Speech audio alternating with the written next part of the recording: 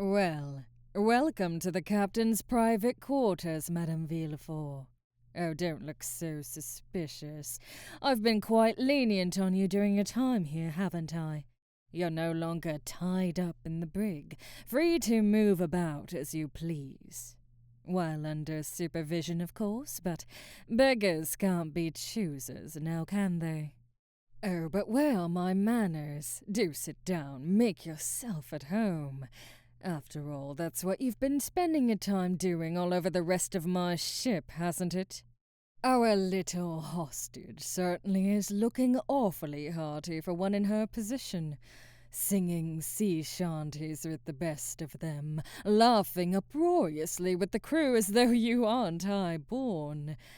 A week and a half aboard, and you've really wrangled this situation by the balls and, well, turned it around in your favor. Being made to swab the deck and assist in the kitchen's not doing much to dampen your high spirits, I see. You do realize those were supposed to be punishments for your insufferable smart mouth while you were tied up. But no. No, in fact, you never know that the scared yet defiant girl we snatched out of the Chapelle marketplace, constrained in all her prim and proper silken refinery, would turn into this. A boisterous woman with the sea breeze in her wind-swept hair, who uncannily adjusts to our life as easily as she adjusts to wearing the loose blouse and worn breeches she's been made to don. Oh, I've heard all about your little sob story from my first mate. Your supposed disdain for your life drenched in privilege, your lifelong fascination with pirates that has made you feel so free among us. How utterly tragic for you, how sympathetic a figure you cut. Well, I'd shed a tear for you if it didn't all just make me want to spit bile.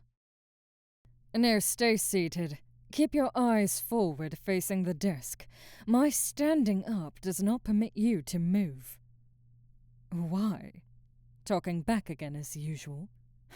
You really have learned nothing. Why?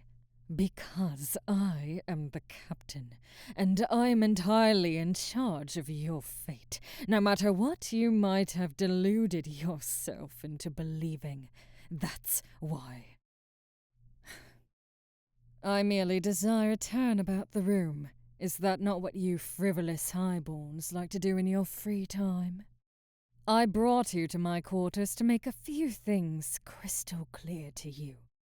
I do not buy this act of yours for 1 second, and you are not a part of this crew, however much those soft-hearted scalawags have warmed up to you. You may have tricked the others with your beauty and your wit, your earnest inclinations to be one of us, but I know what you are, what you can never cease to be. You are your father's daughter, and if I know anything about Governor Villefort, it is that he is an evil, vile man, and any of his lineage is not to be trusted. Where is your father? Nearly 2 weeks ago, we issued the first ransom note to the governor of Chapelle Isle's estate, demanding that he personally deliver the gold we require in exchange for your life. No one has come for you. So a second ransom note was delivered directly to his hand by my master of spies, and still my eyes on him report that he goes about his day unbothered, as though ignorant to his only heir's plight.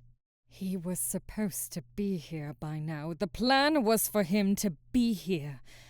Something is amiss, and I suspect you know more than you let on. So, I ask you again, where is he? I told you, don't move. If you do, then my dagger will press into this soft, luscious neck of yours. And if that happens, and I find it within myself to spare your life, afterwards you will get down on your hands and knees to swab your own blood off my floor. Understand? You claim to know nothing, and rather insist that you think he's biding his time. And what, prithee, would he be biding time for? You are his flesh and blood. He should be rushing to free you from pirate clutches under any circumstance. On the contrary, I know everything I need to know about your pathetic father. All right, I'll humor you. Let's say you're right, and he doesn't truly care for you. If nothing else, he must care about outward appearances. The longer you are captive, the weaker he will seem to the entire island he governs. No, he will come for you. I will simply have to make him understand that there is more than your life at stake if he does not. It is not your concern why he is the object of my hostility. You did not seem to be faking your disdain for him when you said he does not care for you. Do not think for a second that that's all it takes for me to lower my guard around you. However, all I will tell you is this. Years of karma are fast approaching that villain, and he will get what is coming to him.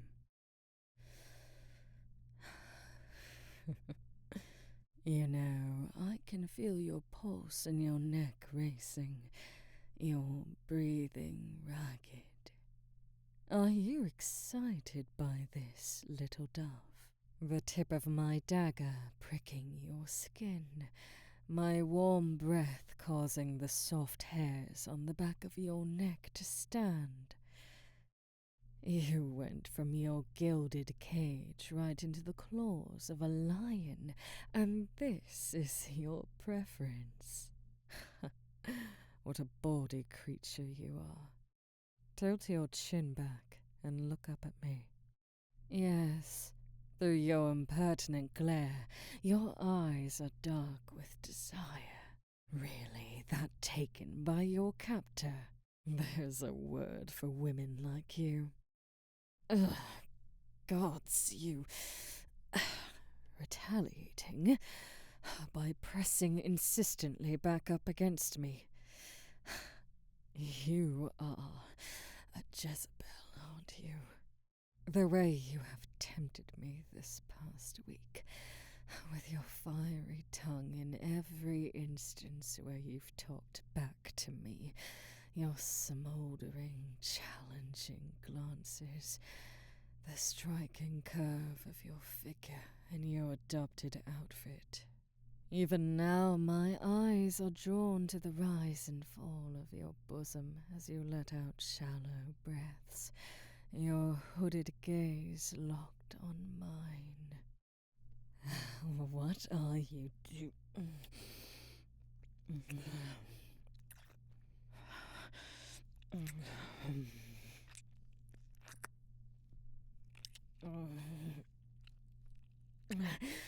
You little fool! Don't you understand who I am? You made me drop my dagger. You are either very bold or very stupid. But perhaps between us I am the biggest fool of all. For I should not want you like this. I hate you. You are the daughter of a man I despise, and are intended to only be as a means to an end. You are my hostage, even if you refuse to behave like one and defy my orders at every turn. Having the audacity to act like one of us, the gall to laugh and smile with the crew in a way that churns in my stomach like the crashing of waves. So why, then, when you do so many things that incite my ire, why do I crave my mouth on yours to strip you of that which enables you to pretend at playing pirate and to ravage you until you are deliriously crying out my name into the wood of my desk. That whimper that just clawed its way out of your throat. At the end of the day, perhaps you are a pretender in more ways than one, behaving to all around you as though you control your fate, when all you want deep down is to be at the mercy of a rapscallion like me. Tell me if I am correct. Come on, use your words. You've never failed to speak your mind before now. Good girl. Was that so hard to openly admit? If you don't wish to carry on further, then take your leave now and return to the cook's side. We will forget this occurred. But if you stay, I will show you why I am the one who runs things around here, why my crew answers to me. And I will not be treating you like some delicate flower. I get the sense you would reject such treatment anyway. Then bend over my desk and ready yourself for what's been coming for you since you stepped foot on my ship. Captain's orders.